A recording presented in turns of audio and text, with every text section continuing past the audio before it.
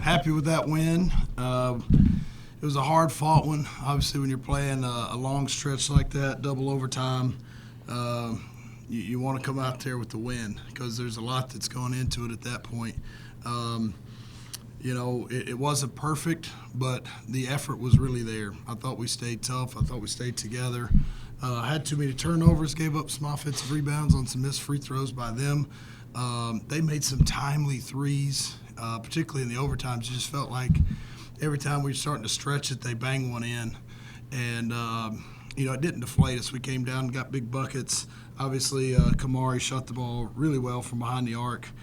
Torrey had some big rebounds, but Chris Loof, I thought, just stayed tough trying to guard 23. Man, he is a load. I said this earlier. The new Titans coach needs to look at that sucker because he is big and strong and tough and got great hands. He's just very different because he's 6'3" or 6'4" at 275, 280. I mean, how often does anybody guard somebody like that? And it just puts strain on your defense. Do you double him? Do you not? But I just thought our guys kept fighting, just found a way to get a win, particularly coming off the disappointing loss the other night down at La Tech. You got to not let one disappointing loss carry over for 2 or 3 days, and now all of a sudden one becomes two. Questions? Sean was instrumental late in regulation and overtime, and then you turned to Ja in the second. What was that? What was behind that decision? He just thought he was gassed. We were like, man, he's played about 8 or 9 minutes straight here, and we needed somebody we felt like that could get downhill.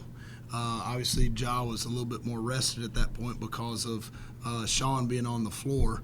And with his body and his strength, we just felt like both teams are in the double bonus. We can get downhill off some plays and some actions, and he was able to do that. Got the and one that fouled 23 out. So it was really that. I thought Sean was playing well. He had just played like the last 3 or 4 minutes of regulation in the entire first overtime. So it just looked like he was a little tired. And then the way he was playing in that second overtime, we decided to ride it. Joe, what were you told going into that second overtime?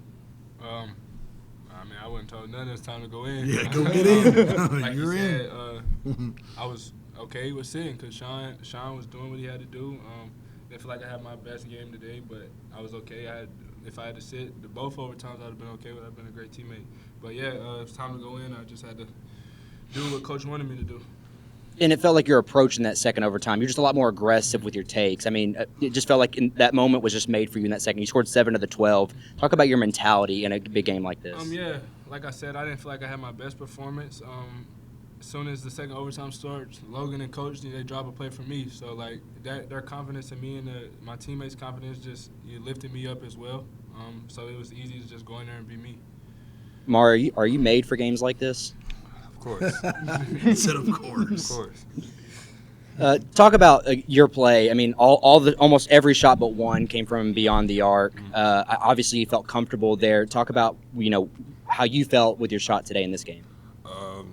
I just felt like I was just taking what the defense gave me. I feel like I hit my first. I think I hit my first one, or first two, or something like that, and I just had it going in the first half. I hit 4 of them in the first half, and I was feeling like this is what my team needs me to do. It needs me to stretch the floor and be confident in my shot and make threes, and that's what I felt like I did. Does the celebration have a name? Nah, I seen it on TikTok. I just like started doing it. I just started doing it. Coach, kind of draw back to the Louisiana Tech game and winning this game, and I'm not here to make excuses for anybody, but it just goes to show how hard it is to win in this league, top to bottom, road, home. How big is it to come out of games like this when you found yourself down late in the second? Yeah, we told our team all the way back to the summer that last year we had 16 games that were decided by 2 possessions or less. We were 11-5 in those games. What does your end of year look like if you're able to be 13-3 in those really tight ones? But also on the flip side, what is it if you're 8-8 in those tight ones? So it's important to be good down the stretch in these close games, and not be so disappointed after that one the other night. Obviously, we let a big lead get away, got beat. You can hang your head a little bit, and now all of a sudden one becomes 2. And to your point, it's hard. the teams are good. And, you know, we got a tough stretch coming up at Jack State, and then, you know, Liberty and Western come here. So it was important. Kamari, I was talking to you about this on the court, but I could just tell in your eyes and your energy, especially in the first and the second overtime, that you knew that this team could do it. Speak about the confidence on that, not that you just have in yourself, but also in the team and the guys around you. I just feel like recently we've just been talking about being us, you know, at all times, no matter what. Like I kind of said before, no matter if we in double OT, we down 20 or we up 20, we always going to be us. We always going to play to our standard, and that's why I feel like I knew. That's what I was confident in. I wasn't really, you know, win or loss. I knew we was going to play like us, and fortunately we got the win out of it. Coach, what do you think a win like this says about this team and what it can show that you guys can do later in the season, especially once you get to that tournament time? You know, I think it, for one, shows how good Missouri State is too. You know, and they were tough. You know, they shot it better than their percentages say they have on the season. Shot 44% from three. Didn't turn it over. We were -7 in the turnover battle. So, you know, we just told our guys, like, it's got to be next play. Don't let a turnover, or, you know, if you're having turnovers because of your attitude or your energy, that's one thing. Guys are going to turn it over, miss shots. The other team's pretty good too. You know, they give them scholarships too. So they're going to make some shots. Don't hang your head. Keep battling. You know, I do like where this team can go, because we obviously didn't play perfect. We shot it well. But we gave up some untimely rebounds, turned it over too much, messed up a lot of our play calls, to be honest with you, and still found a way to win. And so that was kind of the message to the team after the game is, you know, the expression, there's still a lot of meat on the bone. You know, we're in sole possession of second place, and still have a lot of room for improvement. We've seen this team start to get a little more healthy than it was at the start of the season. Guys like James Dent and MJ Whitlock getting out there a lot more. Can you talk about their role along with Trey Green? Because it feels like those three can really. I'm glad you asked that question about those guys. We just said that in the locker room. MJ Whitlock came in there early in that game because of Trey Green's foul trouble. He picked up 2 quick ones. And if you've been pouting for the last 2-3 weeks, month, because you haven't been getting minutes, there's no way you can go in that game and perform. And these guys will tell you that dude brings it every day.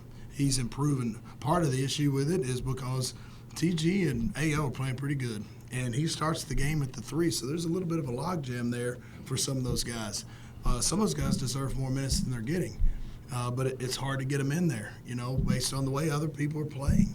But he doesn't duck his head, and went in there, got a big steal in the first half, the transition layup, and he's coming around. And then JD obviously broke his hand and had to have surgery, and now he's healthy. And getting those guys back just gives us depth and balance, and, you know, we're not looking down the bench and not having options. You know, as a coach, you want to have options, and they're playing well.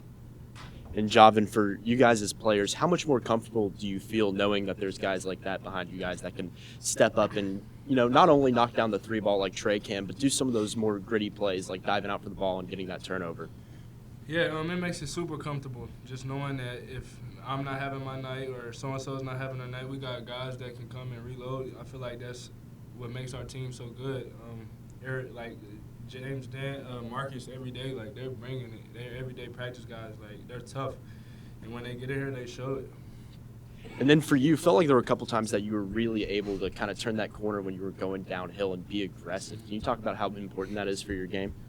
Yeah, I feel like I can get to the paint, you know, at will. I do. Yeah.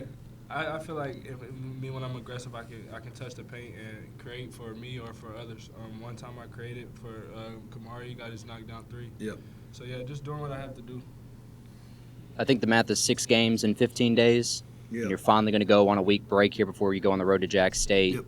You know, where's this team at? I guess physically, obviously, as a double overtime game. Where are you at physically? Where are you at mentally? What needs to be addressed going into Jack State? Yeah, we just got to get cleaner with how we're executing on the offensive end. You know, we had 2 back-to-back games where we scored 58 and 59 points. And then tonight we shot it well, but there were too many times where we didn't execute plays. Guys weren't on the same page, so there were some offensive possessions that looked a little janky out there. It's because not all 5 guys ran the same action, ran the same play. So we got to clean that up.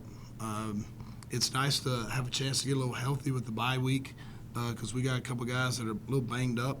And then just the travel. There's going out to New Mexico State on a Tuesday or UTEP on a Tuesday and coming back 2 flights to get here on Sunday, and it's not easy, but there's a lot of teams that have to do it. Teams all over the country are doing it, and the ones that stay together, stay tough, get healthy. That's the deal. Like here in 8 weeks, who's happy and who's healthy? When you're in March, who's still happy about playing, and which teams are pretty healthy? If you got a little bit of talent, you're happy and healthy that second week of March, then you got to like your team.